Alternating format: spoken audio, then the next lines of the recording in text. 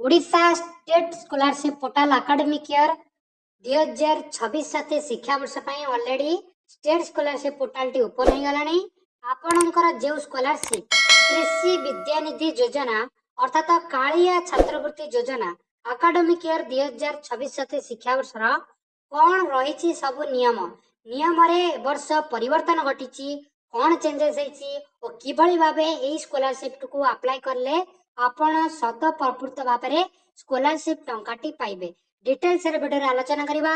Video को शेष पर्यंत देखंतु जापळे रे आपण टोटल इन्फॉर्मेशन पाई परिबे रिगार्डिंग कृषि विद्यानिधि योजना एकेडमिक ईयर 2026-27 शिक्षा वर्ष। देखंतु एग्रीकल्चर एंड एफी डिपार्टमेंट तरफ ये योजना टी अंतर्भुक्त थिला जहाँ कालिया छात्रवृत्ति नाम रे आपण जानिथिबे। पर ईयर आपण को ये स्कॉलरशिप टी मिलता है जिते भी आपण अप्लाई करेंगे समस्त को स्कॉलरशिप टी मिले। देखो स्कॉलरशिप आपणकर इलिजिबिलिटी होची समस्त कैटेगरी अर्थात SC ST OBC general SCBC समस्त कैटेगरी पिलांक पई ए स्कॉलरशिप टी उपलब्ध किंतु आपणकर कोर्स टेक्निकल एंड प्रोफेशनल होइतिबा दरकार। ओके देन आपणकर डॉक्यूमेंट तो रहिला आ मेन डॉक्यूमेंट आकर गोटे रहउची सीएम किसान आईडी। आपण जदि पेरेंट्स आपण फैमिली सीएम किसान पाउथबे देन आपणकर सीएम किसान आईडी ए स्कॉलरशिप रे समस्त को दरकार। चलନ୍ତୁ देखिबा किबळे भाबे ए सीएम किसान आईडी टू आपण को पाई परिबे। आपणकर जो पोर्टल टी रहउची सीएम किसान गवर्नमेंट ऑफ ओडिशा तरफ रु ए पोर्टल टी आपण गूगल रे सर्च करिवे देन सर्च कला पळे ए पोर्टल को आपण पळि आसीबे।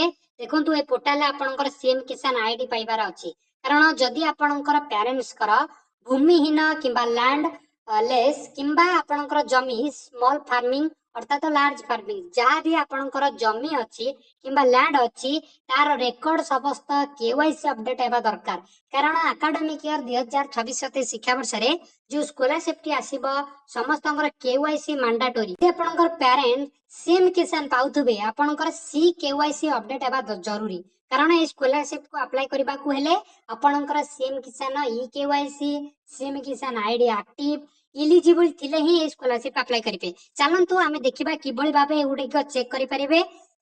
सिंपल आपण एठी सर्च करी सीएम किसान पोर्टल को आसिला परे आपण सिंपल एठी देखिबे पूर्वरु पंजीकृत जदि आपण पूर्वरु पंजीकृत देन आपणकर स्थिति जांच करंतु ई केवाईसी स्थिति जांच करंतु। देखो तो ई केवाईसी प्रथमे देखि देबे ई केवाईसी पे क्लिक करिवे ई केवाईसी पे क्लिक कले आपनकर ए बळिया इंटरफेस पळे आसीबो।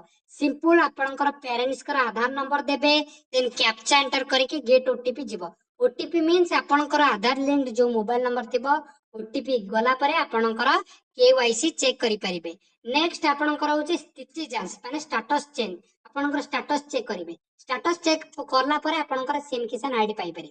सिंपल एठी क्लिक कला परे आपनकर ए पोर्टल टी आसी जीवो check your status simple Aadhaar number एठी आधार नंबर देबे कैप्चा देबे देन शो पर क्लिक करिवे। शो पर क्लिक कला परे आपनकर सीएम किसान आईडी पळे आसीबो से आईडी को कॉपी कर देबे देन ता परे आपनकर एलिजिबल कि अछि कि नै अरे चेकआउट कर देबे। जदि समस्त डॉक्यूमेंट अर्थात समस्त स्टेटस ठीक थिबो देन आपण डायरेक्ट स्टेट स्कॉलरशिप पोर्टल को आसी के आवेदन करि परिबे। ओके स्टेट स्कॉलरशिप पोर्टल रो आवेदन रो न्यू रूल कोन कोन अछि हमें वीडियो रे आलोचना करिबा। चलंतु न्यू रूल्स कोन चेंजेस आइछि इंस्टीट्यूशन काम कोन आपनकर सीडीएओ डिस्ट्रिक्ट एग्रीकल्चर ऑफिसर काम कोन डिटेल्स रे देखिबा। ओके चलो देखंतु ये होची आपनकर डिटेल्स गाइडलाइन आपण ऑलरेडी या को पढी सारी थिबे बोधोए आपण जानि थिबे जो माने फ्रेश भाबे अप्लाई करिबा को चाहुचंती से माने हे को पढिबा दरकार आ जो माने रिन्यूअल करिबा को चाहुचंती से माने मध्य देखंतु किबळी भाबे आपण रिन्यूअल प्रोसेस कंप्लीट करिवे। आपणकर सीएम किसान आईडी अछि कि नै किबळी आपण चेक करिवे ऑलरेडी आपण कहि देछि। देन हमें देखिबा जो माने डाउट थला जे हमर भूमिहीन अर्थात लैंडलेस आमे अप्लाई करि पारिबो कि नाही। ओके देन सेमान को कहबा को जाउची एटी क्लियरली मेंशन अछि आपनकर गाइडलाइन रे भूमिहीन जे माने अछंती से माने मध्य अप्लाई करि परिबे तांको पिला ए स्कॉलरशिप अंडर रे आसी परिबे जदि तांको पिला technical and professional course करथुबे।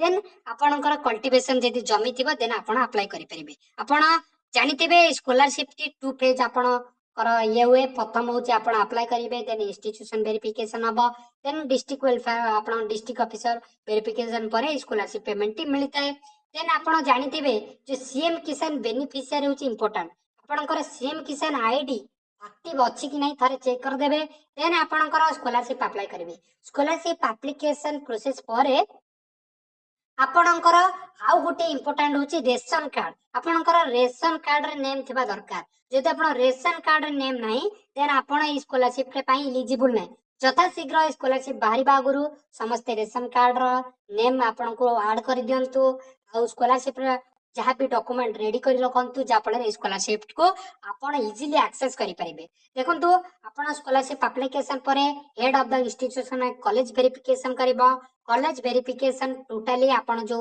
Print करथिबा application apply कला परे रिन्यूअल कला परे किबा फ्रेश परे देन आपण कॉलेज रे डिपॉजिट करिवे कॉलेज या को फॉरवर्ड करिवो न्यू रूल गुडी का जो चेंजेस हेछि हमें देखुचे ना सीडीओ रेकमेंडेड करिवे डिस्ट्रिक्ट आपण डिस्ट्रिक्ट रेकमेंडेड करिवे स्टेट आपणकर पेमेंट रिलीज करिवो ये होछि टोटल प्रोसेस तेनु करी आपण जदी डॉक्यूमेंट ठीक थिबो देन आपण स्कॉलरशिप टी श्योर पाइबे ओके देन आपणकर जो आप खूब शीघ्र अर्थात जहाँ सूचना आसुची आपण को आगामी मासरे आपणकर स्कॉलरशिप टी ड्राइव चलिबो अप्लाई चलिबो खूब शीघ्र अर्थात अगस्त लास्ट किंबा सेप्टेम्बर भितर स्कॉलरशिप टी आपण पळि आसीबो डॉक्यूमेंट सब रेडी करंतु कृषि विद्यानिधि योजना बहुत सारा अमाउंट मिलता है आपण जानिथिबे अमाउंट लिस्ट मध्य पठे देबे आपन को टेलीग्राम ग्रुप रे जॉइन जिवे ता सहित हम चैनल को सब्सक्राइब कर रखंतु जेबे स्कॉलरशिप रा नोटिफिकेशन आसीबा हमें अपलोड कर दबो रिलेटेड आपन कर स्कॉलरशिप गुडी का रहउची पर ईयर जहाँ भी आपण जदि टेक्निकल प्रोफेशनल कोर्स करूछंती देन स्कॉलरशिप को आराम से अप्लाई करके आपण स्कॉलरशिप पेमेंट पाई परिबो ओके वीडियो जदि भल लागतबो समस्त शेयर करंतु केउ गुडी को आपण जहाँ भी डाउट थबो आप कमेंट माध्यम रे इन्फॉर्मेशन दियंतु ओके धन्यवाद।